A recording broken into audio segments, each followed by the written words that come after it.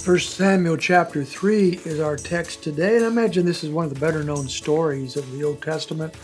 This is a story we tell our young people, our toddlers on up, about this calling of Samuel to at this time, these visions that he had. Let me say this as we go into this. As the Lord comes to him, it says in verse 1 that the word of the Lord was rare in those days. Visions were infrequent, implying that because of the sinfulness of the people, remember this is still in the time of the judges, that the Lord was not bringing prophets to them. There was not very many people ministering to them from the Lord. Now remember, they don't have the scriptures like we do, and the Lord was bringing inspired teachings to the prophets, but there were not very many of those going on at this time. Now the Lord comes to Samuel, and this is where we hear the story. Now, remember, this is a narrative, not normative. That's a very important hermeneutical principle. Because something happened in the Bible doesn't mean it happens to us. This is not how the Lord calls people to ministry in a normal way. But in this case, Samuel is receiving a message from God.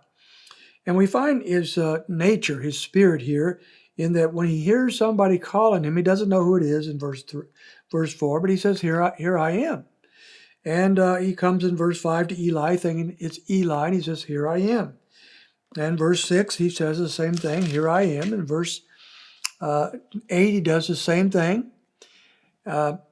So he is a very willing spirit. He's a good servant. He is ready. He's anxious. He's desirous to serve any way he can. And that's going to be a great feature in the life of Samuel as he grows up and gets older. Verse 7 is a curious verse. It says, Samuel did not yet know the Lord, and he had not, nor had the word of the Lord yet been revealed to him. Now, what does this mean? Well, it could be simply that he was not a believer at this point. He was young.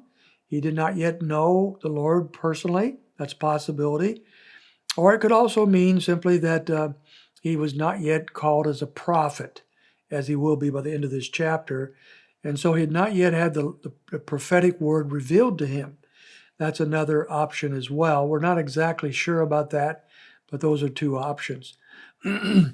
Well, Samuel is told by Eli in verse 9, well, it must be the Lord speaking to him. So Eli knew something about God. He seemed to have some kind of a true personal relationship with the Lord. So he says, go back and say, speak, Lord, for your servant is listening. And he does exactly that. Verse 10, the Lord calls out Samuel, Samuel, and he says exactly what he's told to do. A very obedient young man. Speak, for your servant is listening. And then the Lord tells him this message. Behold, I'm about to do a thing in Israel at which both ears of everyone who hears it will tingle. And what is he going to tell him? What is this prophecy about? Well, remember yesterday we saw that the Lord told Eli that because of the sins of his sons, that they were going to be put to death. And the Lord now is giving Samuel a similar message, really not a whole lot more, except that something's going to happen that he says here that everyone who hears of it, their ears will tingle. There's going to be something even more than the death of the two wicked priests, and we'll see what that is tomorrow. But that is the message. Now he comes and he tells Eli about this in verse 13 and so forth. And then he comes back in verse 16, actually, and Eli called to Samuel, said, Samuel, my son. He says, here I am, here once again, very willing spirit. He wants to know what God has told him. And in verse 18, it is the Lord. After Samuel tells him, he says, it is the Lord. Let him do what seems good to him. So Eli doesn't kick against what the Lord is going to do.